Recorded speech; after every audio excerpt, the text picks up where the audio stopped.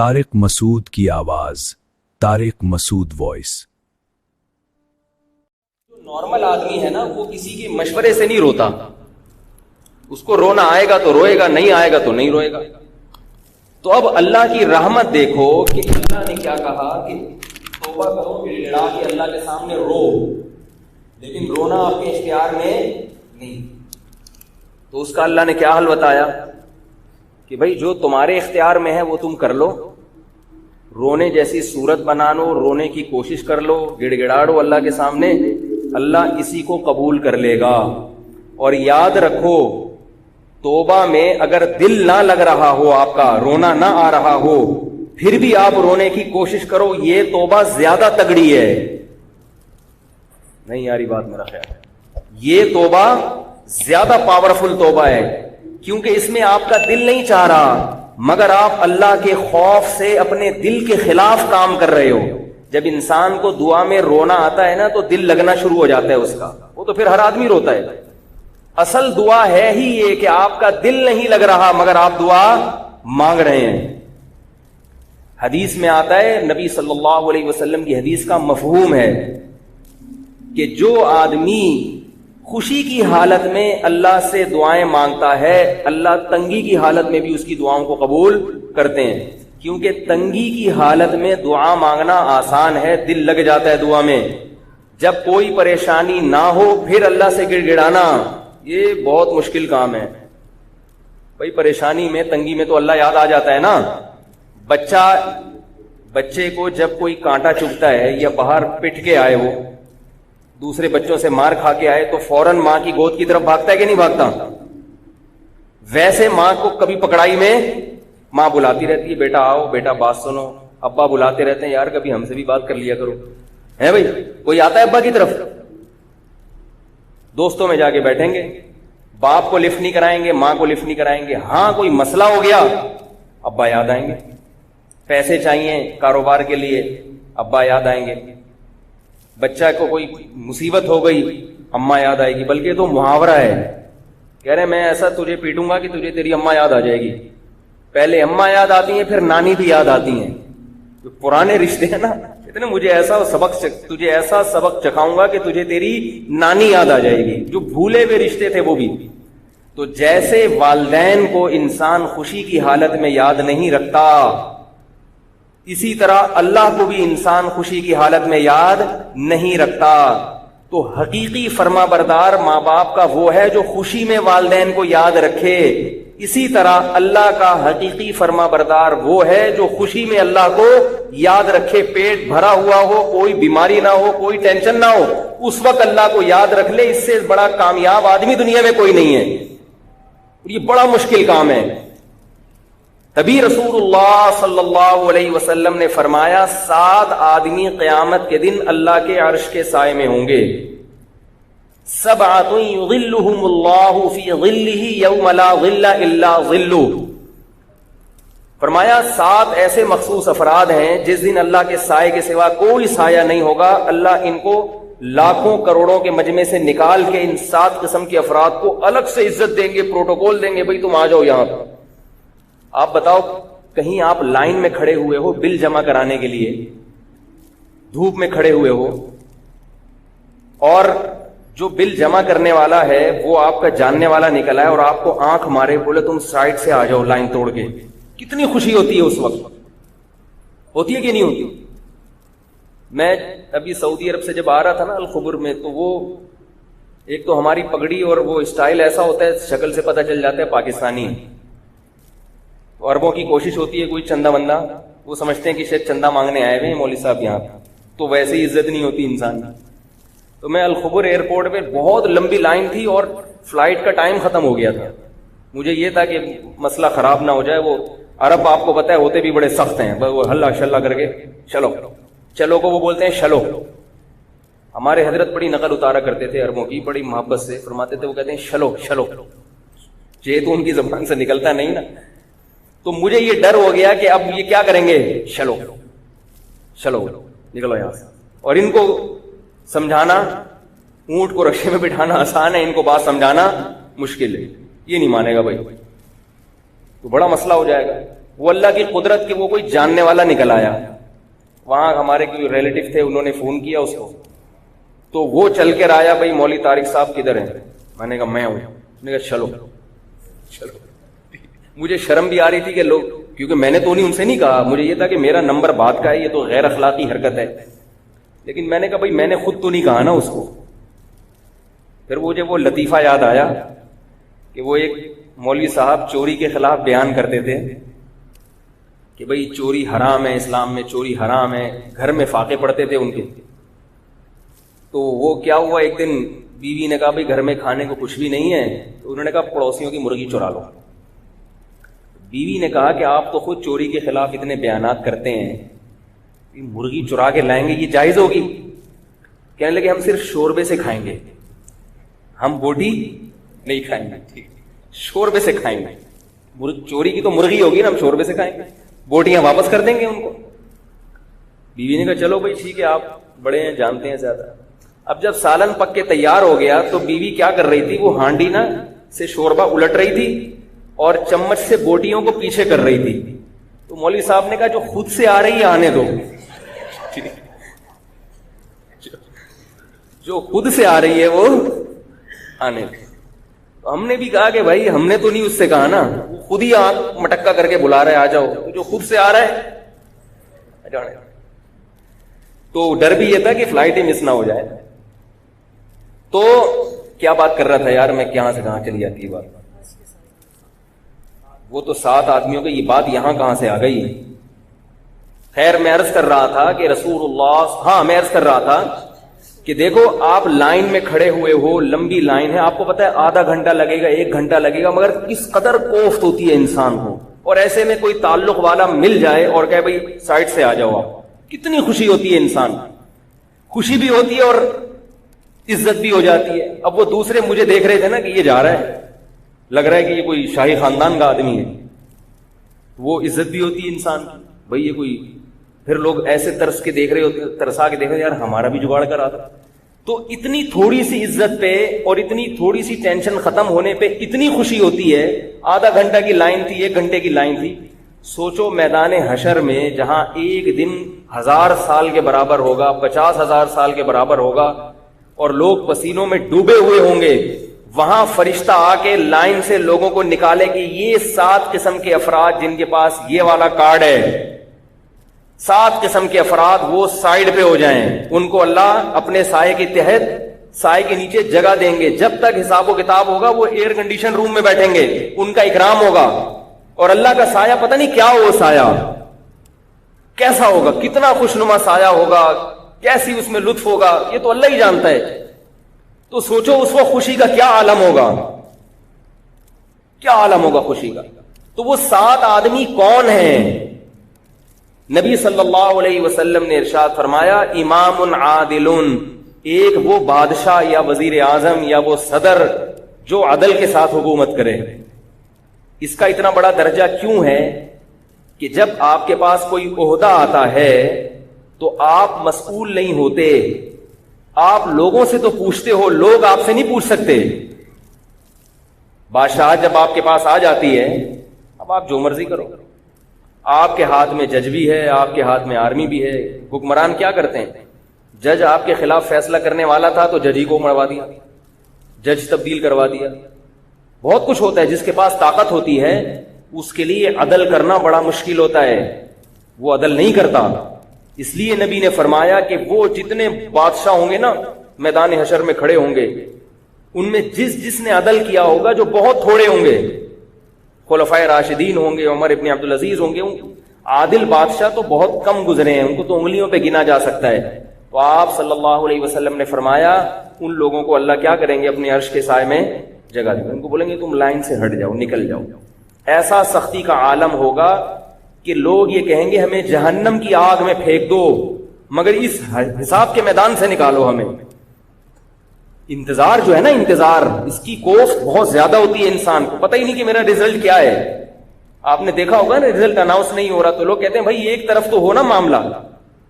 بچہ جب گم جاتا ہے, اللہ نہ کسی کے بچے کو گمائے, گم جاتا ہے تو ماں باپ کیا کہتے ہیں, بھائی موت کی خبر آ جائے نا یہ ہمارے لیے آسان ہے, گم جائے تو ساری زندگی انتظار کی کوفت کہ پتہ نہیں کب آئے گا کب آئے گا. تو وہ کہتے ہیں مر جائے یہ آسان ہے, کم از کم تسلی تو ہو جائے گی نا بھائی یہ ہونا تھا. تو میدان حشر کی سختی میں لوگ کہیں گے کہ جہنم میں پھینک دیا جائے ہم کو, کیونکہ وہ تو جہنم دیکھی نہیں ہوگی نا ابھی, اس کوف سے نکالو ہمیں. سوچو اس وقت جب اللہ کی طرف سے اعلان ہوگا کہ عادل امام, اور دوسرا کون؟ فرمایا وَشَابٌ نَشَأَ فِي عِبَادَةِ اللَّهِ عَزَّ وَجَلَّ. عادل امام بننا تو میرے اور آپ کے اختیار میں نہیں ہے. پورے ملک میں ایک صدر ہوتا ہے, ایک وزیر اعظم ہوتا ہے, جو نہ میں ہو سکتا ہوں نہ آپ ہو سکتے. یہ والا آپشن ہمارے پاس, بولو بھائی. اس لیے کہہ رہا ہوں کہیں آپ ایسا نہ ہو کہ جنت کے جانے کے شوق میں وزیر اعظم بننے کی کوشش کرو, کچھ بھی حاصل نہیں ہوگا. میں بھی نہیں بن سکتا اور آپ بھی نہیں بن سکتے. بس جو بننے والے ہیں انہی کو سدھارنے کی کوشش کرو. دوسرا آپشن کیا فرمایا؟ شاب نشأ فی عبادت اللہ عز وجل. وہ نوجوان, شاب کا لفظ کسے پتہ ہے عربی میں کسے کہتے ہیں؟ 15 سال سے لے کر 30 سال. علامہ ابن حجر رحمہ اللہ تعالی لکھتے ہیں شباب کی عمر 15 سال سے شروع ہوتی ہے اور 30 سال تک زمانہ شباب کا چلتا ہے. شباب یعنی بھرپور جوانی. 30 سے 40 بھی جوان ہوتا ہے, مگر وہ جو امنگیں ہوتی ہیں وہ آہستہ آہستہ ٹھنڈی پڑنا شروع ہو جاتی ہے. 15 سے 30 سال کی جو عمر ہے نا, یہ بالکل عہد شباب. اس میں نبی نے فرمایا کہ جو نشأ فی عبادت اللہ, وہ اس کی جوانی جو پروان چڑھے وہ اللہ کی عبادت میں, یعنی اس عمر میں اللہ کی عبادت کرتا ہو. اس عمر میں واٹس ایپ پہ بیٹھنا آسان, فیس بک پہ گھنٹوں گھنٹوں لڑکیوں سے چیٹنگ کرنا آسان. میں نے بتایا تھا نا, فیس بک پہ کچھ لڑکے بیٹھے ہوئے تھے, سنا نام کی کوئی آئی ڈی سے کوئی انٹر ہوا, سارے آ گئے ایک دم. جب دیکھا سنا آئی ہے بھائی, تو غفور بھائی بھی, کلیم بھائی بھی, وسیم بھائی بھی, سب ایڈ ہو گئے. سب نے خیریت پوچھنا شروع کر دی, اور سنائے سارے جناب جنگل کی آگ کی طرح خبر پھیلی. کسی نے سنا سے پوچھا کہ آپ کا پورا نام کیا ہے؟ اس نے کہا ثناء اللہ. ستار لیفٹ, غفور لیفٹ, وسیم لیفٹ, ایک ایک کر کے سارے کھسکنا شروع. تو یہ جو عمر ہے نا 15 سے 30 سال, اس میں شہوت سر پہ سوار ہوتی ہے, اس کے علاوہ کوئی کام کرنے کا دل نہیں چاہتا. ہر وقت بس یہی فلمیں, ڈرامے, انٹرنیٹ, لڑکیوں سے دوستیاں, چکر بازیاں. اور اگر کوئی ان گناہوں سے بچتا بھی ہے تو وہ لڑکوں سے دوستی لگا کے اسنوکر کلب میں بیٹھا ہوگا سارا دن, کرکٹ کے میچز دیکھتا رہے گا, تبصرے کرتا رہے گا, آج اس نے اتنے چھکے مارے, آج اس نے اتنے چوکے مارے. کیا نتیجہ ملے گا بھائی؟ اس نے چھکے مار کے قوم کو جتوا دیا, تو جیتنے کے بعد بھی آپ ویسے کے ویسے. پاکستان اگر ہر ورلڈ کپ میں جیتا ہوتا تو بھی آج اتنی روٹیاں ہم کھا رہے ہوتے جتنی کھا رہے ہیں, اتنے ہی صبح پراٹھے کھاتے جتنے آج. اس سے کوئی عملی زندگی کا اس سے کوئی تعلق نہیں. تو خام خواہ کی چیزوں میں وقت کی بربادی. ایسے موقع پر اپنے آپ کو عبادت کے لیے فارغ کر لے اگر کوئی نوجوان, تو اللہ کو اس نوجوان پہ بہت پیار آتا ہے. بھرپور جوانی کا وقت جو یہ کرکٹ کے میچز میں ضائع کر سکتا تھا, فضول تبصروں میں برباد کر سکتا تھا, خام خواہ کی اسنوکر کلب میں اور ڈبو میں اور پان میں اور گٹکوں میں. دیکھو نا لڑکوں کو پوری رات گٹر کے ڈھکن پہ بیٹھے رہتے ہیں. چھٹی والے دن کیا ہوتا ہے؟ میں نے کچھ لڑکوں کو ایک دن پیر کی صبح کو دیکھا, اتوار کی صبح کو دیکھا کہ فجر میں آئے ہیں سارے لائن. میں نے کہا یار بڑا تقوی ہے آپ سب 8-10 افراد کا جو فجر میں اٹھ کے ماشاءاللہ آپ لوگ کہہ رہے ہیں ہم سوئے نہیں, یہیں بیٹھے ہوئے تھے گٹر کے ڈھکن پہ پوری رات. ہم نے کہا چلو یار اب نماز ہی پڑھ لیں, آج تو پڑھیں کم از کم. پوری رات بیٹھ کے وقت ضائع, باتیں. اس عمر میں بڑا مزہ آتا ہے. تو اس عمر میں اگر کوئی اللہ کی عبادت میں وقت گزار لے تو ظاہر ہے کہ اللہ اس کو زیادہ نوازتے ہیں. اور یہ بات یاد رکھو, جس نے ابتدائے جوانی میں قربانی دے دی دین کے لیے, کوئی گناہ چھوڑ دیا, بڑا گناہ, کسی سے عشق ہو گیا, اللہ کی خاطر اس معشوق سے تعلق کو ختم کر دیا, کوئی لت پڑ گئی بیہودہ فلمیں دیکھنے کی, یا اور کوئی غلط ایکٹیویٹیز میں پڑ گیا, خواہشات نفسانیہ کا غلام بن گیا, زنا میں پڑ گیا. اس عمر میں اگر اس نے توبہ کر لی اور توبہ پر قائم رہا تو ابتدائے عمر میں جو توبہ کرتا ہے صرف آخرت کا فائدہ نہیں ہوتا، اللہ اس کو دنیا میں بھی بہت نوازتے ہیں اور اس کو مقتدا اور رہبر بناتے ہیں۔ جو نوجوان ابتدائے جوانی میں توبہ کرے گا، توبہ تو 99 سال میں بھی مقبول ہے، مگر 99 سال میں توبہ کرو گے اپنی ذات کو فائدہ ہوگا، بس دین کا کام نہیں لیں گے اللہ۔ ابتدائے جوانی میں گناہ چھوڑ دیے، اللہ مقتدا اور رہبر بنا دیتے ہیں۔ اس زمانے میں یہ ہمارا مشاہدہ تجربہ ہے، اللہ اس کو مقتدا اور رہبر بنا دیتے ہیں، خاندان میں عزت عطا فرما دیتے ہیں، اس سے کام لیتے ہیں اللہ تعالیٰ بہت۔ تو اس لیے جوانی کی ابتدا میں ہی یو ٹرن لے لو، اس امید پہ توبہ کو مؤخر مت کرو کہ یار جب 40 کے ہو جائیں گے، جب 50 کے ہو جائیں گے، جب 60 کے ہو جائیں گے تب توبہ کریں گے۔ یہ حماقت اور بیوقوفی ہے، ابھی فائدہ ہے، اللہ عرش کے سائے میں جگہ دیں گے۔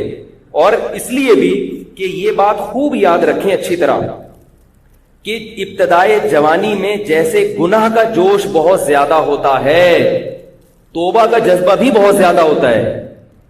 میں اس کی ایک مثال دیتا ہوں، نئی گاڑی کی اور پرانی گاڑی کی۔ دیکھو نئی گاڑی کا ایکسیلریٹر کتنا زبردست ہوتا ہے نا، ذرا سا پاؤں آپ نے ایکسیلریٹر پہ رکھا اور گاڑی زوں کر کے بھاگی۔ نہیں آ رہی سمجھ میں میرا خیال ہے؟ او بھائی کبھی نئی گاڑی تو چلایا، بیٹھے ہو کبھی؟ رینٹ پہ لے کر آؤ اور ایک دفعہ ٹرائی کر کے دیکھو، اس کے ایکسیلریٹر پہ آپ ذرا سا پاؤں رکھو گے گاڑی زوں کر کے اٹھتی ہے کہ نہیں اٹھتی؟ لیکن بریکیں بھی اسی حساب سے مضبوط، بریک پہ ذرا سا اشارہ کیا وہیں جام ہو جاتی ہے۔ جتنی بھاگنے کی اسپیڈ ہے نا اس کی، رکنے کی رفتار بھی اسی حساب سے۔ نئی گاڑی کے بریک شو اتنے مضبوط ہوتے ہیں کہ آپ نے اگر بریک پر مکمل پاؤں رکھا گاڑی کلاوازیاں کھا کے گر جائے گی، مگر وہیں اسٹاپ ہو جائے گی، وہیں رک جائے گی۔ وہ جوان آدمی کی مثال بالکل ایسے ہے، اس کے دل میں گناہوں کی جو امنگیں ہوتی ہیں، بدنظری کا دل چاہتا ہے اس کا، کوئی عورت جا رہی ہے دل چاہے گا اب جا کے پکڑ لوں اس کو، میں اسی کے ساتھ رکشے میں بیٹھ کے ایڈریس بتاتے بتاتے گھر تک پہنچ جاتے ہیں اس۔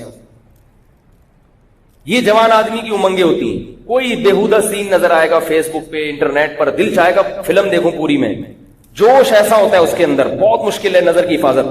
لیکن جتنا اس کے اندر جوش ہے نا، اگر وہ اس خواہش کی مخالفت کرنا چاہے تو اس کی بریکیں بھی اتنی مضبوط ہوتی ہیں۔ میں نہیں کہہ رہا، یہ بڑے بڑے علماء نے، بزرگوں نے لکھا ہے یہ۔ اس لیے حضرت حکیم الامہ مولانا اشرف علی تھانوی رحمہ اللہ، جن کو حکیم الامہ اس لیے کہا جاتا تھا، وہ فرماتے ہیں کہ اللہ کی قسم بڑھاپے میں توبہ کرنا بہت مشکل ہے، جوانی میں توبہ کرنا آسان ہے۔ بڑھاپے میں اعصاب کمزور ہو جاتے ہیں، توبہ کے لیے نفس کی مخالفت چاہیے۔ بڑھاپے میں اعصاب کمزور ہو گئے، مخالفت نہیں ہوتی انسان سے اپنی۔ بڑھاپے میں جب اعصاب، دیکھو بیمار آدمی جو ہے نا، وہ چاہتا ہے میری مرضی کے خلاف سارے کام ہوں، میری مرضی کے مطابق سارے کام ہوں، وہ چاہتا ہے نا۔ آپ کی طبیعت خراب ہو تو آپ چڑچڑے ہوتے ہو کہ نہیں ہوتے؟ بھائی ہوتے ہو نا یار۔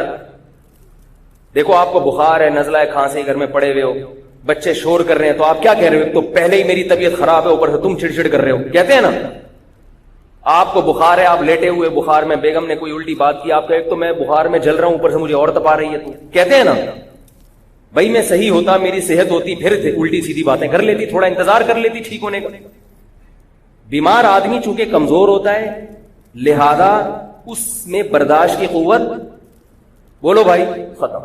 اب اس سے اپنی مخالفت نہیں ہوتی، تبھی بیمار کا خیال کرنا چاہیے، بھائی جو وہ کہہ رہا ہے کر لو۔ صحت مند آدمی اپنی مخالفت کر لیتا ہے۔ صحت مند آدمی کے گھر میں بچے چیخ رہے ہیں، برداشت کر لے گا، چیخ رہے ہیں تو کوئی بات نہیں، برداشت کر لے گا، جس کی صحت اچھی ہے۔ ہمارے ایک دوست تھے مدرسے میں، یہ مدرسے کے طلبہ بھی بڑے شرارتی ہوتے ہیں، کچھ ہر ایک نہیں لیکن کچھ نہ کچھ ہر جگہ ہوتے ہیں۔ وہ کہیں گاؤں سے آئے تو وہ ان کا قد تھا چھوٹا، تو ہمارے کلاس میں 2-3 بڑے شرارتی طلبہ تھے۔ وہ ان کو نا چھوٹو چھوٹو کہہ کے ہم ان کو منع کرتے تھے، یار یہ جائز نہیں ہے، لیکن وہ بس ہر جگہ کچھ 2-3 شرارتی ہوتے ہیں، وہ اس کو چھوٹو چھوٹو کہہ کے نا اس کو غصہ دلاتے تھے۔ اس کو غصہ آتا تھا، جب اس کو غصہ آتا تھا تو کہتے تھے تمہارے اعصاب کمزور ہیں اس لیے تمہیں غصہ آ رہا ہے۔ وہ اور تپتا تھا کہ یار ایک تو یعنی جو میرا رائٹ ہے غصہ ہونا، اس پہ بھی مجھے تپا رہے ہیں، تو وہ اور بیچارہ رہنا۔ تو میں اس سے کہتا تھا بھائی تو پہلے ہی چھوٹا ہے، یہ تپ کے نا اور یوں ہو کے اور نہ چھوٹا ہو جائے گا۔ تو ان کو تو سمجھ میں نہیں آ رہا تو تم ان کی باتوں پہ غصہ ہونا چھوڑ دو. بھائی ٹھیک ہے بولنے تو ان کو، تھوڑے دنوں میں خود ہی خاموش ہو جائیں گے. تو کیوں؟ لیکن ظاہر ہے وہ انسان کمزور ہو جاتا ہے، وہ سن کے اس کو غصہ آنا شروع ہو جاتا ہے. تو جب آپ کے اعصاب کمزور ہوتے ہیں، آپ بیمار ہوتے ہو، آپ پہ بڑھاپا آنے لگتا ہے، تو آپ میں برداشت کی قوت ختم ہو جاتی ہے. ختم نہیں بھی ہوتی تو کم ہو جاتی ہے. بات بات پہ غصہ آتا ہے انسان. یہ تو اللہ تعالیٰ کی بہت بڑی رحمت ہے کہ بڑھاپے میں اللہ سماعت بھی کمزور کر دیتے ہیں، بصارت بھی کمزور کر دیتے ہیں. یہ اللہ کی رحمت ہے. جب انسان بوڑھا ہوتا ہے نا، سب چیزیں کمزور آہستہ آہستہ، نظر بھی کم آئے گا، سنائی بھی کم دے گا. یہ اللہ کی رحمت ہے. کیونکہ اگر ساری چیزیں نظر آنا شروع ہو جائیں نا دور دور تک، تو ساری صحیح چیزیں تھوڑی نظر آتی ہیں انسان کو. وہ غصہ ہوتا رہے گا بھائی یہ کیا ہو رہا ہے یار وہ اس کو مار کے چلا گیا، وہ سڑک پہ بندہ پڑا ہوا ہے. تو اللہ کیا کرتے ہیں، اس کی نظر کمزور کر دیتے ہیں، وہ ادھر ادھر جو کچھ ہو رہا ہے اس کو نظر ہی نہیں آتا. اسی طرح سماعت بھی کمزور کر دیتے ہیں تاکہ سب باتیں سنائیں. سارے مسئلے تو یہی ہوتا ہے نا، میں سب کچھ سمجھ میں آ رہا ہوتا ہے کون کیا کہہ رہا ہے. اب ہر آدمی صحیح بات تو نہیں کرتا نا، کوئی غلط کر رہا ہے، کوئی صحیح کر رہا ہے. غلط بات پہ جوان آدمی کہتا ہے چلو کر رہا ہے تو کیا کریں میری بلا سے یار، تھوڑا سا غصہ آئے گا.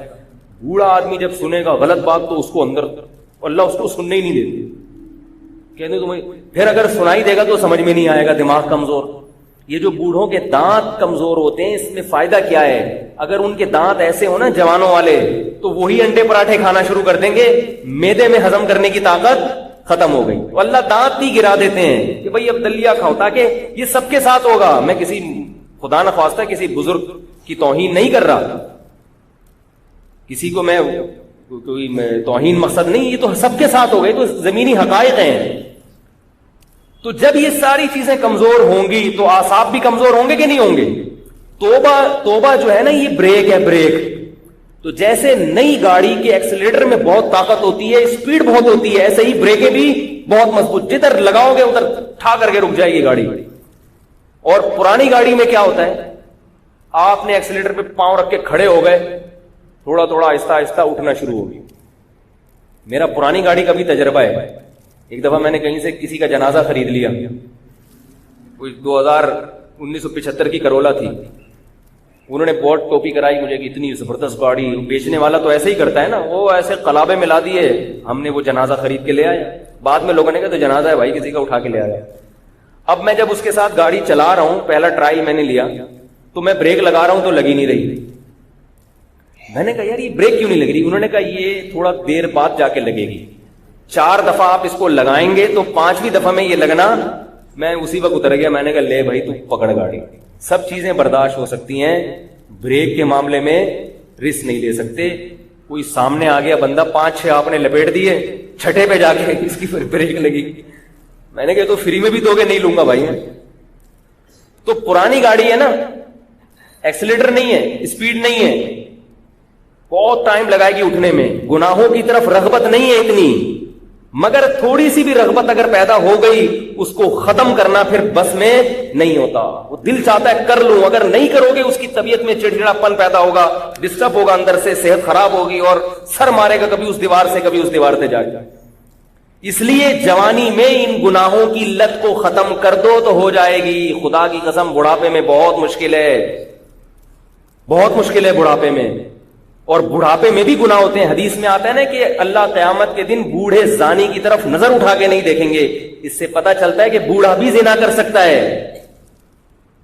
اب بوڑھے میں زنا کیسے کرے گا؟ اس میں تو جسمانی طاقت ختم ہو گئی. ہمارے حضرت فرمایا کرتے تھے جسمانی طاقت تو ختم ہو گئی مگر شہوت کبھی بھی ختم نہیں ہوتی. وہ نہیں کبھی بھی ختم ہوتی، وہ موت تک رہتی ہے انسان کے ساتھ، وہ کبھی بھی ختم نہیں ہوتی. تو اس لیے جوانی میں اگر توبہ کر لی، ابھی جیسے گناہوں کی طرف طبیعت مائل ہے، بریکیں بھی الحمدللہ مضبوط ہیں. ہمارے ایک دوست تھے، ان کو بدنظری کی عادت پڑ گئی. پھر انہوں نے علماء کے بیانات سنے تو انہوں نے مجھے آ کے بتایا کہ اب میں نے اپنے آپ کو چیلنج کیا ہے کہ کسی عورت کو تو دیکھ کے دکھا دے. اپنے آپ کو چیلنج، مقابلہ ہے. یہ چیلنج انسان جوانی میں کرتا ہے کہ بھئی اب تو نظر اٹھا کے دکھا، دیکھتا ہوں تیرے میں کتنا دم ہے. اور کہہ رہے پھر میں نہیں اٹھائی. میں بہت دل چاہتا تھا جب کوئی کنوارے تھے، ابھی شادی ہو گئی الحمدللہ. تو کہہ رہے بہت دل چاہتا ہے جب کوئی عورت گزرتی ہے نظر اٹھا کے دیکھوں، مگر میں اپنے آپ کو وہی ہے نا بریک لگا لی نا، بریک پاؤں آگے بریک رک گئے. اور جوانی میں ایک فائدہ یہ بھی ہے کہ گناہ سے جب توبہ کرو گے تو اپنے آپ کو گناہ پر سزا دینا بھی آسان ہے. دیکھو اگر گناہ کیا آپ نے تو توبہ کا طریقہ کیا ہے؟ اپنے لیے کوئی سزا متعین کرو. اگر میں نے نظر اٹھا کے کسی عورت کی طرف دیکھا 500 روپے صدقہ کروں گا، یہ چپٹ اپنے آپ کو لگائی کہ نہیں لگائی؟ یہ جوانی میں لگ جائے گی، بڑھاپے میں مشکل ہوگی. کیونکہ 500 روپے ہر آدمی کا اپنا حساب ہے. جو مالی بعض لوگوں کے لیے 500 کی ویلیو ہے، بعض کے لیے 5000 بھی کچھ نہیں ہوتی. اگر آپ کی تنخواہ 1 لاکھ ہے تو آپ 5000 صدقہ کرتے، صحیح ہے نا؟ اگر آپ کی تنخواہ 20,000 ہے تو آپ 500 روپے جرمانہ رکھ لیں. تو یہ جرمانہ جب ادا کرو گے تو نفس کی مخالفت ہوگی، دل کو تکلیف ہوگی. یہ تکلیف جوانی میں برداشت کرنا آسان. بڑھاپے میں اگر پیسے دیے تو ہارٹ اٹیک سے مرنے کا خطرہ ہوگا. 500 روپے چلے گئے میرے، 100 روپے چلے گئے میرے. اور یہ حدیث سے ثابت ہے مضمون. نبی صلی اللہ علیہ وسلم، جو میں جتنی باتیں کر رہا ہوں نا یہ قرآن و حدیث سے ثابت ہیں. نبی صلی اللہ علیہ وسلم نے ارشاد فرمایا، صحیح حدیث ہے، سنو غور سے. فرمایا یحرم ابن آدم ویشب فیہ اثنتان الحرص علی المال وطول الامل. بہت اہم حدیث ہے. میں سمجھتا ہوں محمد صلی اللہ علیہ وسلم کی نبوت کی بہت بڑی دلیل ہے یہ حدیث. یہ الفاظ نبی کی زبان کے علاوہ کسی اور زبان سے جاری ہو ہی نہیں سکتے. اتنی گہری علم کی بات ہے اس میں. یہ تو بڑے بڑے ماہر نفسیات آج تحقیق کے بعد اس بات کو ثابت کرتے ہیں، اور وہ بھی اتنے خوبصورت الفاظ میں ثابت نہیں کرتے. اتنے خوبصورت ورڈنگ اور اتنے پیارے الفاظ میں اس مضمون کو ثابت کیا. وہ کیا ہے؟ آپ صلی اللہ علیہ وسلم نے فرمایا، انسان جیسے جیسے بوڑھا ہوتا ہے، خوب اچھی طرح سمجھو، اور کسی اور کے بارے میں نہیں کہ آپ اپنے علاقوں کے بوڑھوں کو دیکھنا شروع کر دیں، یار یہ ایسے ہیں. اپنے بارے میں ہر آدمی، میں اپنے بارے میں یہ حدیث بیان کر رہا ہوں کہ میں اپنے گریبان میں جھانک کے دیکھوں. کیا فرمایا نبی نے؟ یحرم ابن آدم، انسان یعنی آدم کی اولاد جیسے جیسے بوڑھی ہوتی ہے، یشب فیہ اثنتان، 2 چیزیں اس میں جوان ہونا شروع ہو جاتی ہیں. دیکھو انسان جب بوڑھا ہوتا ہے تو ہر چیز بوڑھی ہوتی ہے نا. اس کی آنکھیں بھی بوڑھی ہو جائیں گی، سماعت بھی بوڑھی ہو جائے گی، گھٹنے بھی بوڑھے ہو جائیں گے، پاؤں بھی بوڑھے، ہر چیز سے بڑھاپا جھلکتا ہے نا. جذبات بھی بوڑھے ہو جائیں گے، شوق بھی بوڑھے ہو جائیں گے. لیکن آپ نے فرمایا 2 چیزیں کیا ہوتی ہیں اس میں؟ جوان ہوتی ہیں، خوب زور پکڑتی ہیں. الحرص علی المال، دولت کی محبت. نہیں آ رہی بات؟ حالانکہ وہ تو کم ہونی چاہیے نا بھائی. قبر کے قریب ہو رہا ہے انسان تو دولت کی محبت تو کم ہونی چاہیے، جوانی میں زیادہ ہونی چاہیے. یار ابھی تو میں نے رہنا ہے 20 30 40 سال، اور ابھی تو کھانے پینے کی عمر ہے تو پیسہ کماؤں پیسہ کماؤں. لیکن نبی نے کیا فرمایا؟ جوانی میں اتنی نہیں ہوتی جتنی بڑھاپے میں. بڑھاپے میں زیادہ ہوتی ہے. وہ تو بوڑھا بیچارہ کما نہیں سکتا، اس لیے وہ اپنی جذبے کو لے کے بیٹھا رہتا ہے، اعصاب میں طاقت نہیں ہوتی. 2 چیزیں جوان ہوتی ہیں. ایک کیا ہے؟ الحرص علی المال، دولت کی محبت. دوسری بات فرمایا طول الامل، لمبی لمبی امیدیں. حالانکہ ہونا بالکل الٹا چاہیے. جوانی میں لمبی امیدیں ہونی چاہیے. بھائی ابھی تو 40 سال رہنا ہے، ابھی تو میں یہ کروں گا، ابھی تو میں یہ کروں گا، ابھی تو میں یہ کروں گا، ابھی تو یوں ہوگا. جوانی میں بھی ہوتی ہیں امیدیں. جیسے جیسے عمر زیادہ ہو دنیا سے امیدیں کم ہونی چاہیے. کیا خیال ہے؟ لیکن آپ نے فرمایا یہ امیدیں بڑھتی ہیں، جوان ہوتی ہیں. یہاں علماء نے ایک بہت گہرا نقطہ بیان کیا ہے. فرمایا اس سے تو انسان کو بوڑھوں کے بارے میں بدگمانی ہوگی. کسی بھی بوڑھے کو آپ دیکھو گے تو شریعت میں تو بوڑھے کا احترام ہے نا. کیا کریں یار، کیسے سمجھائیں؟ اشکال سمجھ میں آ رہا ہے؟ بھائی شریعت میں بوڑھے کا احترام ہے تو ہم کیسے احترام کریں گے بوڑھے کا جب ہمیں یہ پتا ہوگا کہ اس بوڑھے میں 2 برائیاں ہیں. اس میں تو سارے مشائخ، سارے بزرگ، سارے علماء معاذ اللہ لپیٹ میں آ گئے کہ یار جو بھی سفید داڑھی والا ہے بوڑھا ہے، اس میں 2 برائیاں ہیں، ایک دنیا سے محبت اور ایک دولت کی محبت. تو یہ تو بری چیز ہے نا، اس سے تو انسان کو نفرت ہوتی ہے. تو علماء نے بیان کیا کہ حدیث کے الفاظ یہ نہیں ہے کہ انسان جب بوڑھا ہوتا ہے تو 2 چیزیں پیدا ہوتی ہیں. نہ نہ نہ نہ، 2 چیزیں اس میں جوان ہوتی ہیں. جوان وہی چیز ہوتی ہے جو پیدا پہلے ہو چکی ہو. تو کیا مطلب، اگر جوانی میں یہ چیزیں تھیں تو بڑھاپے میں کم نہیں ہوں گی، بڑھیں گی. جوانی میں تھی ہی نہیں تو پھر بڑھاپے میں جوان نہیں ہوگی، کیونکہ پیدا ہی نہیں تھی. تو جو چیز ہے ہی نہیں تو وہ جوان اور بوڑھی کہاں سے ہوگی؟ اگلی دفعہ میں فوج کو بلاؤں گا سمجھانے کے لیے.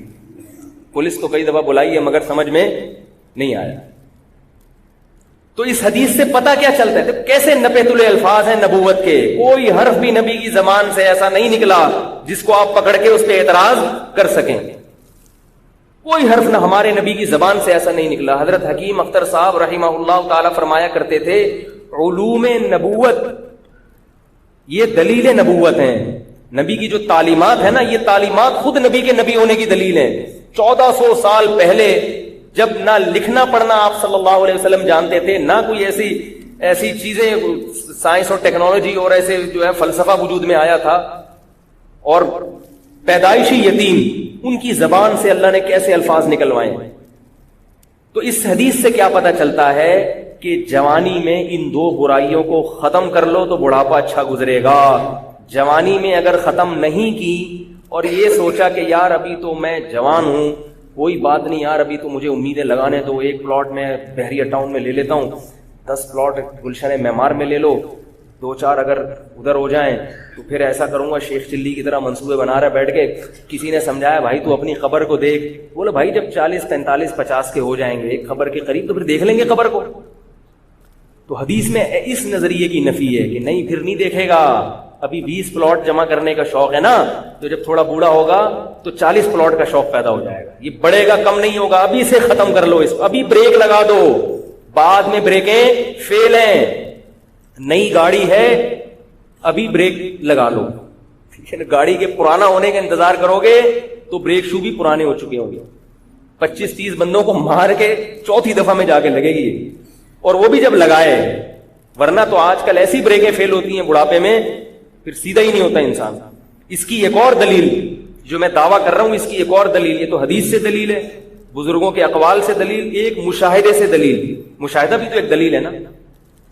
دیکھو جیسے گناہگار گناہوں سے توبہ کرتا ہے، ایسے ہی کافر جو توبہ کرتا ہے وہ کس جرم سے کرتا ہے؟ کفر سے. یہ بھی تو ایک جرم ہے نا کفر، جس پہ اس کو قربانی دینی پڑتی ہے. اور کافر کی قربانی مسلمان کی قربانی سے زیادہ ہے، کیونکہ کافر جب قربانی دیتا ہے اسے پورا خاندان چھوڑنا پڑتا ہے، اپنا پورا مذہب تبدیل کرنا پڑتا ہے، وراثت سے محروم ہونا پڑتا ہے. ایک عیسائی اگر مسلمان ہو گیا اب اسے عیسائیوں کی وراثت نہیں ملے گی. بیوی کا نکاح، بیوی نے اگر اسلام قبول نہیں کیا نکاح ختم ہو جائے. عیسائی عورت کا تو خیر برقرار رہتا ہے، لیکن اگر اس کے اپوزٹ ہو، مرد جو تھا وہ عورت مسلمان ہو گئی اور مرد عیسائی ہے، اور مرد نے اسلام قبول نہیں کیا، نکاح ختم ہو جائے گا. تو کتنی بڑی قربانی ہے عورت کے لیے، کتنی بڑی قربانی. ہندو کے لیے بہت بڑی قربانی ہے اپنے مذہب کو چھوڑنا، عیسائی کے لیے بہت، اور ان کی عورتوں کے لیے تو اور بڑی قربانی ہے، کیونکہ عورت تو پورے خاندان سے کٹ جاتی ہے، بچوں سے محروم ہو جائے. میں ایسی عورتوں کو جانتا ہوں، عیسائی عورت نے اسلام قبول کیا، بچے باغی ہو گئے، شوہر نے چھوڑ دیا، خاندان نے نکال دیا اس کو، مگر اللہ کے دین پر ڈٹی رہی ہے مضبوطی سے. یہ عورتوں کی قربانی ہے. تو یہ بھی تو بریک ہے نا کہ جس کفر میں اور جس عیاشی میں جا رہے تھے اس عیاشی سے واپس ٹرن لے لیا. تو کافروں میں جو اسلام قبول کرنے کا ریشو ہے وہ 99.99% جوانوں میں ہے، بوڑھوں میں نہیں ہے. حالانکہ بوڑھے کے لیے توبہ کرنا آسان ہے، اس نے ساری زندگی شباب کباب میں گزار دی. اب اگر وہ 90 سال میں اسلام قبول کرتا ہے تو اسلامی تعلیمات کو فالو کرنا بہت آسان ہے اس کے لیے. سود کھانے کے لیے منہ میں دانت ہی نہیں ہے. اب تو حلال کھانے کے لیے دانت نہیں ہے تو سود کہاں سے کھائے گا وہ. شراب پینے کے لیے جگر، شراب کو ہضم کرنے کے لیے جگر میں طاقت ختم ہو گئی. زنا کی ویسے ہی طاقت ختم ہو گئی. اب کیا جا رہا ہے بھائی، تو اسلام قبول کر لے، اور اگر خاندان تجھے اول تو نکالے گا نہیں، اس بڑھاپے میں اگر اسلام قبول بھی کر لو گے لوگ بولیں گے پردادا کا دماغ خراب ہو گیا، کیا کرنا. وہ تھوڑی بائیکاٹ کریں گے، انہیں ٹھیک ہے بھائی پڑھا رہے وہاں نماز پڑھ لیا کر. لیکن بوڑھا ایک بھی میں نے نہیں دیکھا غیر مسلموں نے جس بوڑھے نے اسلام قبول کیا. میرے ماں ہیں ایسے، میں نے اپنی زندگی میں نہیں دیکھا. میں نے جتنے غیر مسلم اسلام قبول کرتے ہوئے دیکھے ہیں وہ سب شباب دیکھے ہیں، 15 سے لے کے 30 سال تک. بالکل ابتدائی جوانی میں، حالانکہ ابھی ان کی عیاشی کی عمر شروع ہوتی ہے.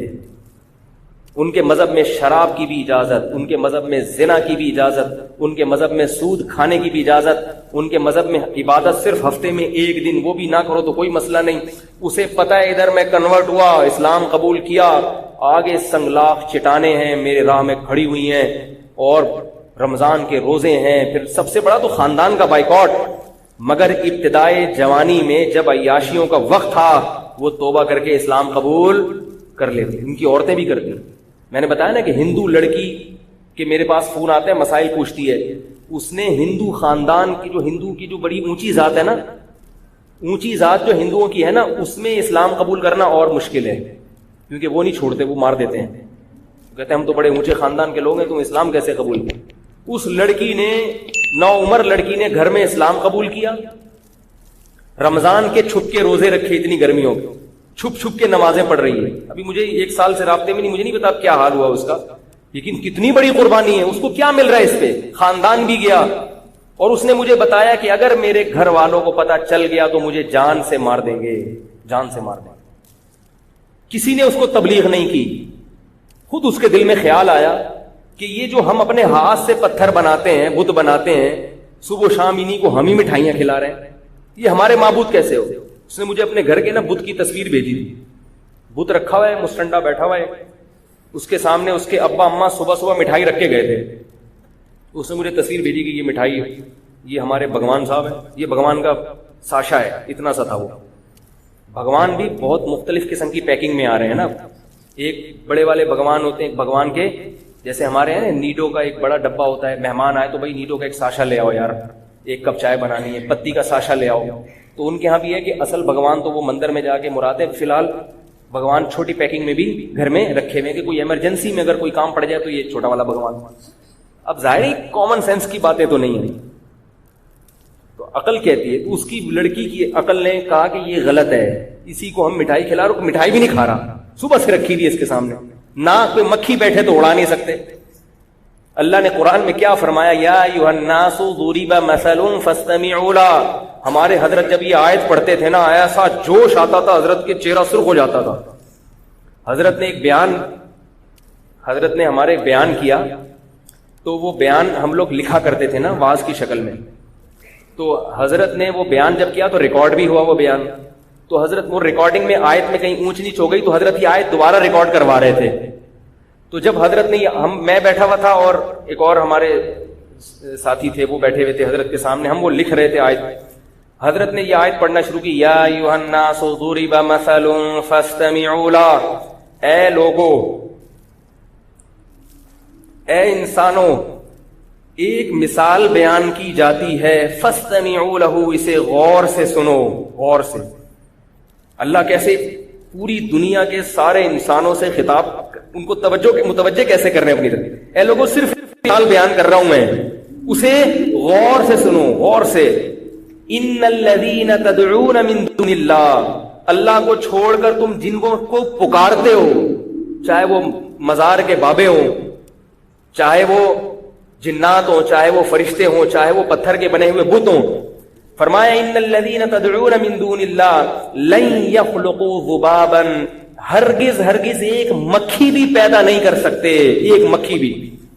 وَإِن يَسْلُبْهُمُ الذُّبَابُ شَيْئًا، مکھی اگر ان کی جو مٹھائیاں تم نے رکھی ہوئی ہیں نا ان کے پاس، مکھی اگر مٹھائی لے کے اڑ جائے یہاں سے تو وَإِن يَسْلُبْهُمُ الذُّبَابُ شَيْئًا لَا يَسْتَنقِذُوهُ مِنْهُ، یا اس مکھی سے وہ مٹھائی یا کوئی چیز چھڑا نہیں سکتے.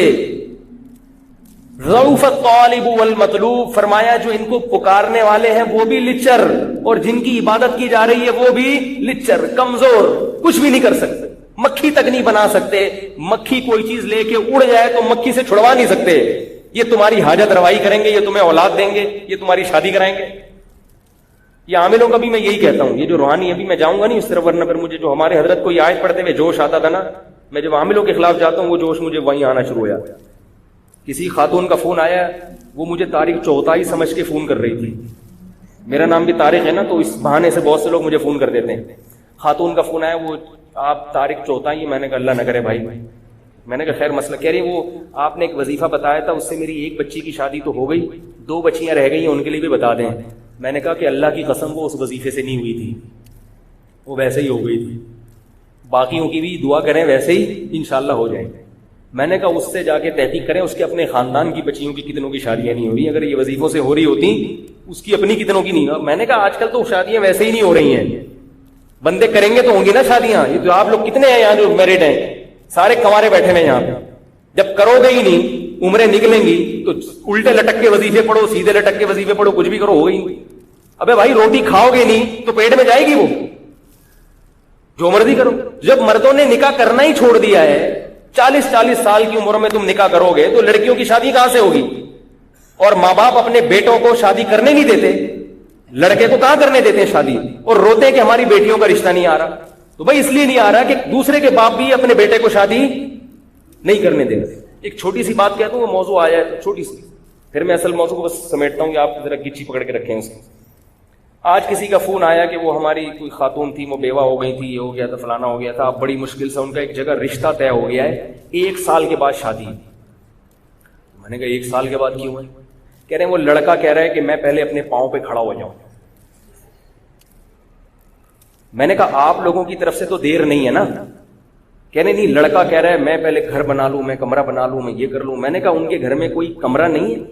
کہہ رہے ہاں وہ ہے۔ میں نے کہا کیا وہ کھاتے نہیں ہیں؟ کھاتے ہیں، صبح ناشتہ بھی۔ تو میں نے کہا اگر آپ لوگوں کی طرف سے یہ شرط ہوتی نا کہ نہیں ہم اپنی بہن کو یا بیٹی کو اس حالت میں نہیں بھیجیں گے، اس کے لیے پہلے ڈیفینس میں بنگلہ بھائی ہر ایک کا اپنا ایک معیار ہوتا ہے نا لڑکی والوں کا، تو سمجھ میں آتا ہے کہ بھئی آپ اس کنڈیشن میں بھیجنے پر آمادہ نہیں ہو۔ اگر آپ آمادہ ہو اور سامنے والا آمادہ نہیں ہے، وہ بہت بڑا بے وقوف ہے۔ وہ کہنا تو بہت بے وقوف بہت ہلکا لفظ ہے اس کے لیے، لیکن کیا کریں بھئی تقدس بھی تو ہے نا، کوئی مسجد کا اور اسی پہ کلپ آ جائے گا تو پاگل ہے بھائی۔ جب مرد کو عورت کی ضرورت زیادہ ہوتی ہے، میں نے کہا 1 سال وہ بندہ بیوی کے بغیر، عورت کے بغیر گزارا کیسے کرے گا؟ ہماری سمجھ میں نہیں آتا بھائی اس ماحول میں۔ جب تمہیں لڑکی خود اپنے حقوق سے دستبردار ہو رہی ہے، وہ کہہ رہی ہے کہ بھائی میں اسی روکھی سوکھی میں تمہارے ساتھ گزارا کر لوں گی، تو لے آؤ یار، فوراً لے آؤ جا کے، بولو ٹھیک ہے اور کیا چاہیے، گھر بھی بنتا رہے گا، تنخواہ بھی ہوتی رہے گی۔ یا تو وہ راضی نہ ہوتی نا، تو میں نے ان کو فون پہ کہا، میں نے کہا اللہ کا بہت بڑا فضل ہو گیا کہ اللہ نے مجھے مولوی بنا دیا، ورنہ میں بھی ایسا مکھنچو ہوتا۔ معاشرہ تو ایسے ہی لوگ پیدا کر رہے ہیں۔ کیسے 1 سال خدا کی قسم روزے رکھ کے گزارا ہو سکتا ہے؟ میرا یہ نظریہ ہے اس ماحول، اس معاشرے میں عورت کے بغیر 1 سال گزارا ہو جائے، اور آدمی بھی جوان ہو، اور ہو بھی آدمی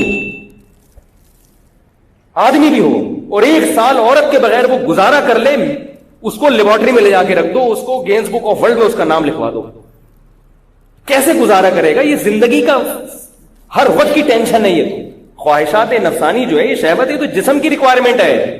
جیسے بھوک لگتی ہے نا، چاہے کتنے نیک ہو، کتنے پرہیزگار ہو، بھوک تو لگے گی بھائی۔ چاہے تبلیغ میں چلے لگا لو، 4 مہینے لگا لو، اور ڈبل ہو جائے گی بھوک۔ تبلیغ میں نکل کے آدمی واقعی میدا بڑا ٹائٹ ہو جاتا ہے، ڈبل کھانا کھاتا ہے۔ اس کو ختم نہیں کر سکتے، صحابہ نہیں ختم کر سکے تھے بھائی۔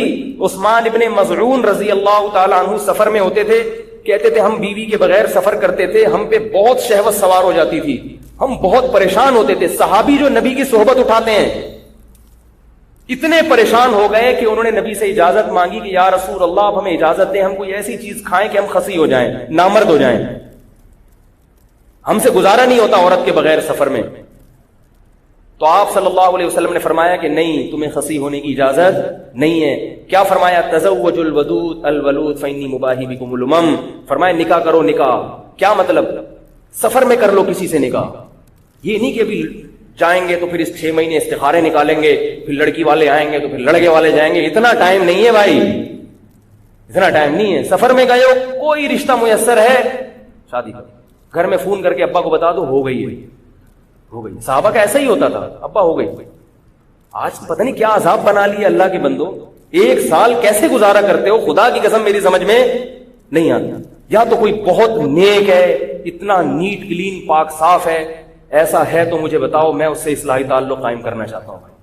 ہمیں تو ایسے لوگ چاہیے بیوی کے بغیر بھی رہیں 1 سال اور جوان بھی ہوں اور پھر بھی گناہ کا ان کے دل میں خیال نہ آئے اور ایسے پاک صاف زندگی، یا تو وہ کچھ اور مخلوق ہے، کسی اور جنس کا آدمی ہے، یا وہ بہت نیک ہے، میں اس سے بیعت ہونا چاہتا ہوں، میں بیعت ہونا چاہتا ہوں۔ بھائی ہم بھی اسی معاشرے کے انسان ہیں، تو کیسے پاگل پنا ہے کہ میرا بھی کمرہ، بھائی تمہیں جب کوئی نعمت مل رہی ہے، یہ ایسے ہی ہے جیسے روٹی سامنے رکھی ہوئی ہے آپ کے، روٹی کہہ رہی ہے کہ مجھے کھا لو، اور آپ کو بھوک بھی لگ رہی ہے، اور آپ کو نہیں میں نہیں کھا رہا، میں پہلے ڈیفینس میں ایک بنگلہ بناؤں گا، اس کی چھت پہ ایک ہوٹل بناؤں گا، وہاں بیٹھ کے کھاؤں گا۔ تو آپ اپنا ہی نقصان کر رہے ہو نا، جو 1 سال آپ کو صبر کرنا پڑے گا یہ خود اپنے لیے ٹینشن ہے۔ اور یہ بات یاد رکھو، یہ حیا کے خلاف ہے، مگر ایک سائنسی حقیقت ہے، اس لیے بتا رہا ہوں میں کہ نکاح میں جتنی تاخیر کرو گے نا سیکچول پاور اتنی کم ہوتی چلی جائے گی، کیونکہ انسان کی جو قوت استعمال نہیں ہوتی وہ قوت آہستہ آہستہ کم ہو جاتی ہے، فارغ ہوتے چلے جاؤ گے۔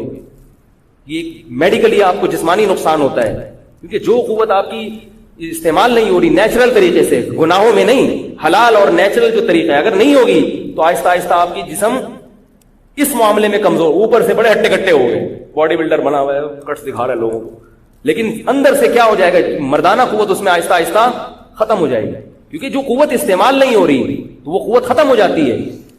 آپ چلنا چھوڑ دو تو آپ کی ٹانگیں مفلوج ہو جائیں گی کہ نہیں ہو جائیں گی، کیونکہ ٹانگوں کا کام ہے چلنا، اگر آپ نے ٹانگوں سے چلنے کا کام نہیں لیا تو ٹانگیں کیا ہو جائیں گی، سننا چھوڑ دو گے تو سماعت ختم ہو جائے گی، دیکھنا چھوڑ دو گے بصارت ختم ہو جائے گی۔ اسی طرح اللہ نے جو انسان میں ایک ڈیزائرز رکھی ہیں اگر یہ استعمال نہیں ہوں گی تو آہستہ آہستہ کمزور ہوتے چلے جاؤ۔ خیر میں جلدی سے وہ موضوع سمیٹتا ہوں، کیا بات چلی، تو میں یہ عرض کر رہا تھا کہ نبی صلی اللہ علیہ وسلم نے کیا فرمایا کہ بڑھاپے میں یہ 2 چیزیں جوان ہوتی ہیں، تو اس لیے جوانی میں ختم کر لو تو فائدے میں رہو گے۔ تبھی حدیث میں آتا ہے کہ جس نے آخرت کو اپنی فکر بنا لیا اللہ اس کی دنیا کی فکروں کو ختم کر دیتے ہیں، ختم کر دیتے ہیں، اور جس نے آخرت کو نہیں بنایا تو دنیا کی فکریں بکھیر دیتے ہیں اللہ تعالیٰ، ہر فکر کیا جو چاہتا ہے یہ بھی مل جائے، یہ بھی مل جائے، یہ بھی مل جائے، یہ بھی مل جائے، ہر چیز اپنی مرضی کی مل جائے، مجھے سکون میں نہیں آئے گا کبھی بھی۔ تو اس لیے اللہ نے قرآن مجید میں فرما دیا کہ اللہ نے تمہیں اس لیے بنایا کہ وہ دیکھنا چاہتا ہے تم اچھا عمل کرتے ہو، اور وہ عزیز ہے، انتقام بھی لے سکتا ہے، اور اگر توبہ کر لو تو غفور بھی ہے۔ تو بڑھاپے میں بھی توبہ قبول ہے، یہ مطلب نہیں ہے، لیکن جوانی میں آسان ہے، اس لیے کہہ رہا ہوں۔ باقی اگر کسی کا جوانی کا وقت گزر گیا تو بھائی توبہ کا دروازہ تو کھلا ہوا ہے۔ ایک 99 سال کا بوڑھا ایک تابعی کے پاس آیا، غالباً حضرت سفیان ثوری رحمۃ اللہ علیہ تھے یا کوئی دوسرے بزرگ تھے، ان کے پاس آ کے کہنے لگا کہ میں توبہ کرنا چاہتا ہوں۔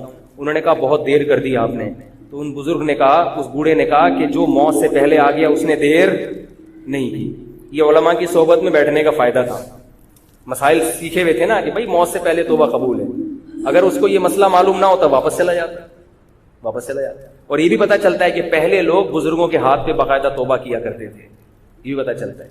توبہ تو جہاں ہو وہیں کر لو، لیکن باقاعدہ پھر کسی بزرگ سے اصلاحی تعلق قائم کرو تاکہ توبہ پہ قائم رہنے کے طریقے وہ آپ کو سکھائیں۔ اللہ تعالیٰ سمجھنے کی عمل کی توفیق عطا فرمائے۔ دیکھو صحیح بخاری صحیح مسلم کی حدیث ہے، نبی صلی اللہ علیہ وسلم نے فرمایا پچھلی امتوں میں ایک شخص نے 99 انسانوں کا قتل کیا۔ یہ چھوٹا جرم تھا بڑا جرم تھا؟ بڑا نہیں، بہت بڑا جرم۔ 99 کوئی ہلکا نہیں ہوتا۔ قرآن سے ہمیں پتہ چلتا ہے کہ شرک کے بعد اور نماز چھوڑنے کے بعد سب سے بڑا جرم اسلام میں حقوق العباد میں کیا ہے؟ انسانیت کا قتل، اور سب سے بڑی نیکی بھی انسانیت کی جان بچانا۔ تبھی تو میں کہتا ہوں ڈاکٹر اگر انسان کے بچے بن جائیں نا تو یہ تو ویسے ہی جنتی ہیں، یہ تو انسانیت کی جان اتنی بچاتے ہیں یہ لوگ، لیکن یہ نیتیں بہت سو کی ٹھیک نہیں ہوتی، اور دھوکے بہت سے سب نہیں ہوتے، بہت سے اگر یہ اللہ کی رضا کے لیے کریں تو یہ تو اتنی زبردست ان کے پاس پیکیج ہے جنت کمانے کا۔ تو کتنے انسانوں کو قتل کیا؟ بولو 99۔ اب اس کو خیال ہوا کہ یار چلو توبہ کر لیتا ہوں۔ حدیث میں آتا ہے لوگوں سے پوچھا بھائی کوئی ہے جو مسئلہ بتائے، شرعی مسئلہ کہ میری توبہ قبول ہے بھی کہ نہیں ہے، پتہ نہیں اتنے بندے مارے ہیں، اب اگر آپشن ہے تو میں توبہ کروں، آپشن نہیں ہے تو کیا ضرورت ہے اس تکلف کی، جب جانا ہی جہنم میں ہے تو پھر 2-4 پھر یہی بزنس کرتے ہیں مزید، کیونکہ تجربہ اسی میں ہے۔ کیا خیال ہے؟ تو نبی صلی اللہ علیہ وسلم نے فرمایا لوگوں نے اس کو بھیج دیا ایک راہب کے پاس۔ راہب کا مطلب عیسائیوں کے بزرگ جن کے پاس علم نہیں تھا، دنیا سے بے رغبتی تھی، وہ امریکہ میں ولاگ بھی نہیں بناتے تھے کہ دیکھو اتنے خوبصورت، وہ بالکل جنگلوں میں رہتے تھے، اللہ اللہ کرتے تھے، نہ جاپان کی ٹرین میں بیٹھے، بالکل بس اللہ اللہ، 4 شادیاں تو سوال ہی پیدا نہیں ہوتا، یہ تو پرلے درجے کی عیاشی ہے نا. تو نہ نہاری وہاری کی بات کبھی انہوں نے کی، بس ہر وقت کیا کرتے تھے اللہ. لوگ ایسے لوگوں سے متاثر ہوتے ہیں، جو سمندر میں چھلانگ لگا رہا ہے اس کو کہتے ہیں یہ بزرگوں کے یہ کام رہ گئے یہ کام رہ گئے، یہ علماء کے یہ کام رہ گئے. تو لوگ ان سے انسپائر تھے کہ یہ ہیں اللہ والے، بہت نیک ہیں. تو اس قاتل کو کہاں بھیج دیا لوگوں نے کہ وہ ایک بیٹھے ہوئے بہت نیک ہیں، ادھر چلا جا. اور واقعی اللہ والے تھے، یعنی اللہ والے اس سینس میں کہ اللہ اللہ تو کرتے تھے، اللہ سے محبت تو تھی ان کو. تو جب وہ قاتل ان کے پاس آیا کہ جی، اور کہنے لگا، بخاری کی حدیث ہے، انہ قتل 100 نفس فهل له من توبہ، سوری 99 نفسا 99 نفسا فهل له من توبہ. بھائی میں اس سلسلے میں حاضر ہوا ہوں کہ میں نے 99 بندے مارکیٹ سے شارٹ کیے، آدھے آدھے قبرستان میری وجہ سے بھرے ہوئے ہیں. لیکن اگر میں آج انسان کا بچہ بنوں، توبہ کروں، تو کیا میری توبہ قبول ہوگی؟ اب وہی بات آ گئی، کس کی؟ بے جا غیرت. وہی نہیں بے پردہ لڑکیاں بیٹھی ہوئی، بیان ہو رہا ہے تم سب کیا ہو؟ بے پردہ عورتیں. سب ان کو یہ نہیں کہا کہ تم بے غیرت ہو، وہ یوں کہہ رہے ہیں بے پردہ عورتیں ساری بے غیرت ہوتی ہیں. وہ سب ایک دوسرے کو دیکھ رہی ہیں، بھائی ہم کیا ہیں؟ یہ ہمیں کہہ رہے ہیں. تو وہ غیرت ہی کی بیس پہ کہہ رہے تھے، غیرت ہی کی بیس پہ کہہ رہے تھے نا وہ مولوی صاحب جو بیان کر رہے ہوں گے، اللہ سے محبت ہی کی بیس پہ تو کہہ رہے ہیں، بات بھی غلط نہیں ہے. فی نفسی ہی، فی نفسی کا مطلب کیا ہے؟ پھر کبھی ملیں گے تو بتائیں گے.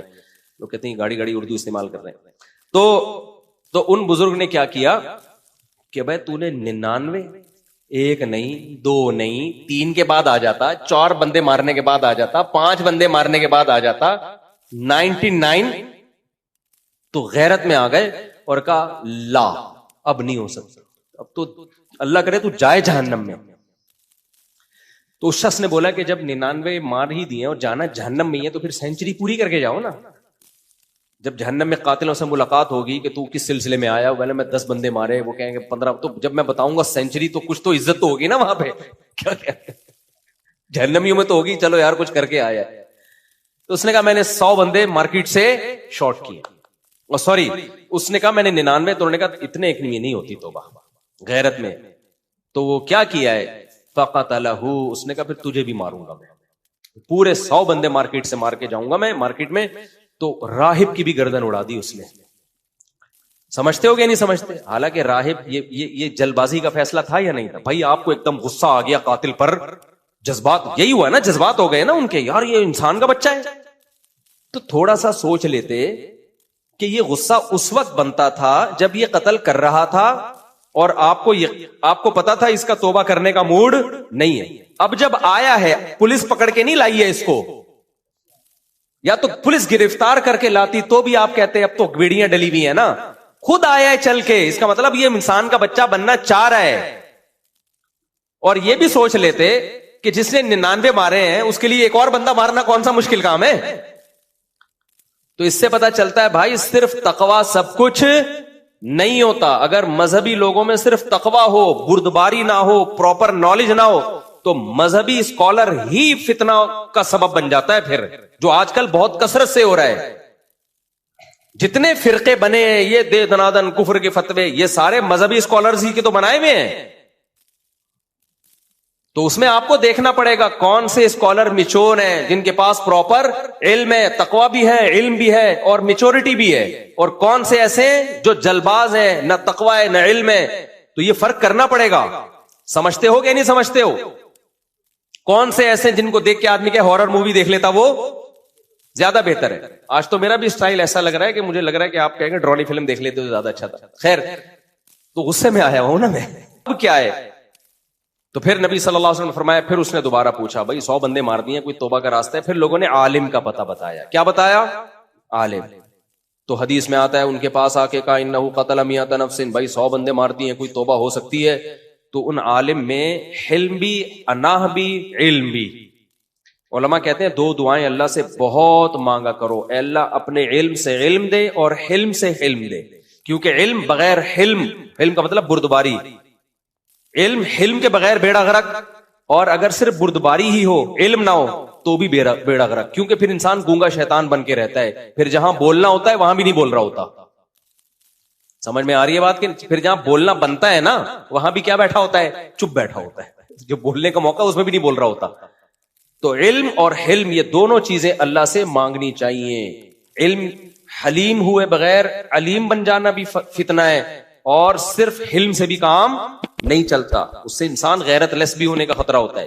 تو نبی صلی اللہ علیہ وسلم نے فرمایا, اس نے کہا یا رسول, وہ ان عالم سے پوچھا میری توبہ قبول ہوگی؟ اب ان میں علم بھی تھا اور میچورٹی بھی. انہوں نے کیا کہا, بھائی توبہ قبول ہوگی, اور پھر اس کو مشورہ دیا کہ تم جس علاقے میں رہتے ہو یہاں تم نے قتل کرنا سیکھا ہے, تم آج توبہ کر لو گے دوبارہ قتل ہو جائے گا تم سے, تو یہ علاقہ چھوڑ کے چلے جاؤ. پورا پراپر مشورہ دیا. تو میں وہ بات کی طرف دوبارہ آتا ہوں. اللہ تعالیٰ فرماتے ہیں ان الانسان خلق ہلوعا, انسان جل باز ہے. یہ جو طلاقیں ہو رہی ہیں غصے میں ٹھا ٹھا ٹھا, یہ بھی کیا ہے؟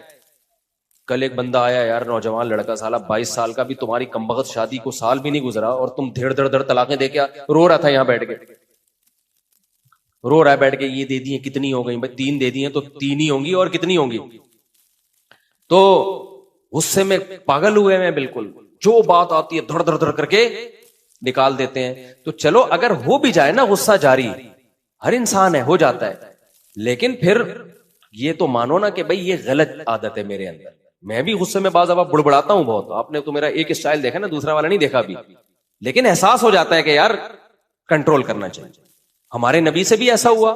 حدیث میں آتا ہے ایک صحابی آئے, ایک عرب کے وہ تھے نا کوئی, انہوں نے نئے نئے مسلمان ہوئے تھے, انہوں نے نبی صلی اللہ علیہ وسلم سے نا آ کے کچھ صدقے کی چیز مانگی, مجھے یہ صدقہ دے دیں.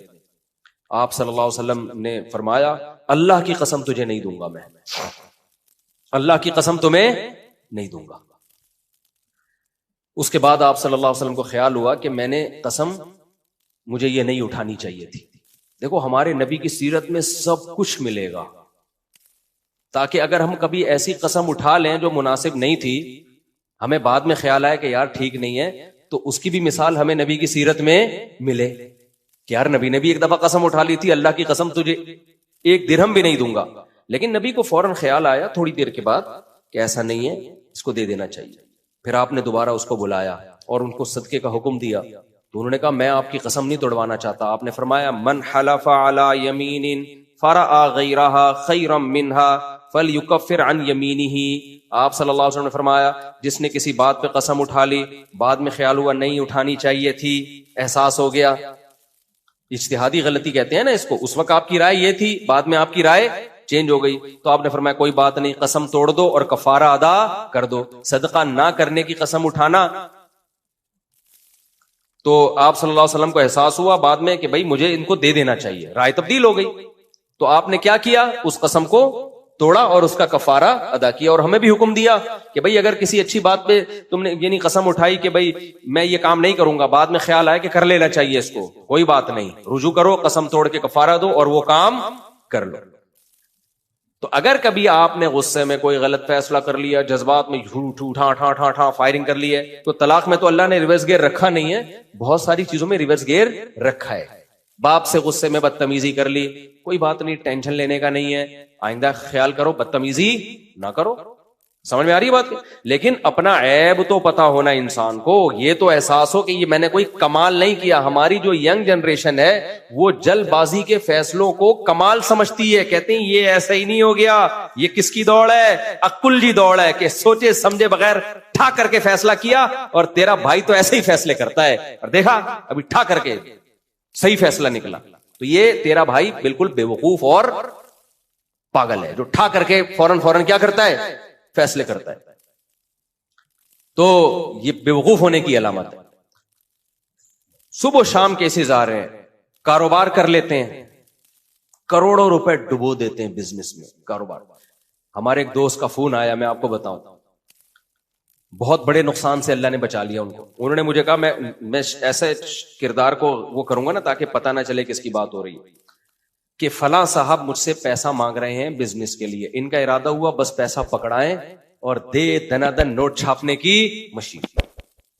اچھا, جو بندہ پیسہ مانگ رہا ہے وہ بھی ادھر ہی کا, کراچی کا, اور بہت مالدار آدمی ہے اور بہت نوٹ چھاپ رہا ہے, سمجھ رہے ہو. انہوں نے مجھے فون کیا کہ آپ کے علاقے کا کراچی کا ایک بندہ ہے, بہت پیسے والا ہے, مجھ سے پیسے مانگ رہا ہے اور کہہ رہا ہے کاروبار میں پیسہ لگاؤ, آدھا پروفٹ تمہارا آدھا میرا. حالانکہ میں تو کاروباری آدمی نہیں ہوں, لیکن انہوں نے مجھے فون کیا کہ میں پیسہ دینا چاہ رہا ہوں, میرا بھی دل, کیونکہ کمبختوں کے پاس روزگار تو ہے نہیں. کراچی میں ہم جیسے کمبختوں کے پاس, میجورٹی کے پاس کیا روزگار ہے؟ تو جو بھی سنہری باغ دکھاتا ہے نا, بس یہ میرا مکان بیچ کے بھی تو لے لے, ٹھیک ہے نا, اتنا نیک آدمی ہے. اور بھائی تجھے پہلی بات یہ کہ آپ کو یہ کیسے پتا چل گیا کہ یہ نیک ہے؟ کیا خیال ہے کیسے پتا چل گیا کہ یہ نیک آدمی ہے؟ جب تک معاملات نہیں ہوں گے آپ کسی کے چہرے کو دیکھ کے فیصلہ کرو گے کہ نیک ہے. کہہ رہے نہیں وہ اتنا زبردست ماشاءاللہ ان کی داڑھی اور متشرع. ارے کیا 2 نمبر آدمی داڑھی نہیں رکھ سکتا؟ کیا ہو سکتا ہے یہی بزنس ہو, داڑھی رکھ کے لوگوں سے پیسے نکالنا؟ تو یہ 2-3 دن پرانی بات ہے, زیادہ پرانی بات نہیں ہے. وہ کہنے لگے میں نا ان کو میں دینا چاہ رہا ہوں, بس مجھے پتہ نہیں کیا خیال آ گیا رات کو 2 بجے آپ کو, میرے دوست ہیں نا, کہ میں ایک دفعہ آپ سے مشورہ لے لوں. میں نے کہا جب مشورہ لیا ہے نا تو پھر میں آپ کو صحیح مشورہ دوں گا. میں نے کہا ذرا مجھے یہ بتاؤ اس کی اپنی پراپرٹیاں کتنی ہیں, اس بندے کی اپنی پراپرٹی کتنی ہے؟ پتا چلا جی بحریہ ٹاؤن میں اور فلاں جگہ. اب ہو سکتا ہے لاہور کا واقعہ ہو, میں کراچی کا کر کے بتا رہا ہوں, یا اسلام آباد کا ہو میں, تاکہ ایسا نہ ہو اس بندے کو لوگ سنائے دیکھ تیرے بارے میں بات ہو رہی ہے.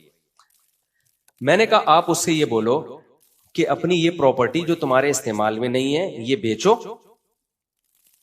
اور مفتی صاحب نے مشورہ یہ دیا ہے کہ یہ والا پورا پیسہ لگا دو, اور مفتی صاحب نے کہا پورا پروفٹ خود رکھو. میں نے کہا مزہ آ جائے گا نا, وہ خوشی سے بے ہوش ہو جائے گا. یار مفتی صاحب نے ابھی آدھا پروفٹ کسی اور کو دینا پڑ رہا ہے, اور اپنا پلاٹ بیچ کے اپنا کاروبار میں لگاؤں گا, پورا پروفٹ میں رکھوں گا. میں نے کہا خوشی سے بے ہوش ہو جائے گا وہ, مجھے پتا تھا نہیں ہوگا. تو اس نے ایسا ہی کیا, اس نے کہا یار وہ میرا نام نہیں لیا, اس نے کہا ایکچولی وہ مفتی کسی سے میں نے مشورہ کیا تو آپ کا سنا یہاں 2-3 جگہوں پہ بڑی بڑی پراپرٹی ہیں. انہوں نے کہا ہے تو ایسا کریں آپ وہ پراپرٹی بیچیں, اپنے کاروبار میں لگائیں, اور جو پروفٹ ہوگا نا پورا آپ رکھیں. مشورے کا بھی مجھے نہیں چاہیے. میں نے کہا اس کا جواب دیکھو کیا دیتا ہے وہ, اس کا جواب دیکھو. تو انہوں نے مجھے بتایا کہ اس کا جواب ہی آیا ہے کہ نہیں ایکچولی وہ تو میں نے اپنے مستقبل کے لیے, فیوچر کے لیے رکھا ہوا ہے, وہ تو ایسا نہیں ہے کہ میں اس کو بیچوں, اور ایکچولی ایسا. میں نے کہا یہ الو بنا رہا ہے, دنیا میں اس سے بڑا بے وقوف کوئی نہیں ہے جس کو پتا ہے کہ میرے کے لیے پیسے ڈبل ہو جائیں گے پھر بھی کسی اور کے لگا رہا ہو, اپنے نہ لگا رہا. وہ تمہارے لگا اس لیے رہا ہے, اس کو پتا ہے ڈوب بھی سکتے ہیں اور ڈبل بھی ہو سکتے ہیں, بلکہ غالب یہی ہے کہ ڈوبنے کا پورا چانس ہے, 1% چانس ہے کہ پیسے مل جائیں. تو دیکھو کتنے ایک آدمی کو کتنے بڑے نقصان سے بچ گیا نا.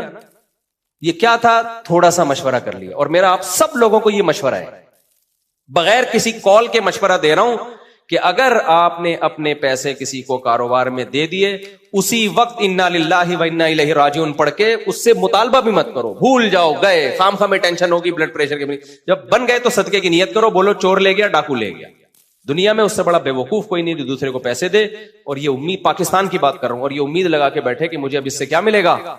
اور اگر نفع دے رہا ہے نا بہت ڈینجرس ہے. نفع اگر دے رہا ہے نا سمجھ لو اب یہ تمہیں ڈسے گا. کیوں؟ نفع دے کے وہ اعتماد بحال کر رہا ہے کہ بیٹا ابھی 1 کروڑ دیا ہے, میں تجھے نفع دے کے اعتماد یہ بحال کر رہا ہوں کہ اب تو 10 کروڑ دے گا. کیونکہ جب پروفٹ آنا شروع ہوتا ہے نا آدمی کو اعتماد ہوتا ہے, وہ کہتا ہے سب کچھ بیچ کے سب کچھ ادھر ہی جھونک دو, اس کے بعد آپ کا پروگرام ہمیشہ کے لیے وڑ گیا. پھر آج ایک بندہ آیا جس کا پروگرام اسی طریقے سے وڑ گیا تھا, کہنے لگا مجھے ایسا لگتا ہے کسی نے بندش کر دی ہے میرے اوپر. آج ہی کی بات ہے. میں نے کہا بندش کرنے کی آپ جیسے بے وقوفوں پر ضرورت ہے ہی نہیں, ٹھیک ہے. تو پوری قوم کا المیہ کیا ہے میرے بھائی؟ الحلم والانا. اس کی کیا ہے ہماری سوسائٹی میں کمی ہے, جس کا اللہ نے قرآن میں ذکر کیا, ان الانسان خلق ہلوعا, انسان جلد باز ہے. تو غصے میں فیصلے مت کیا کرو,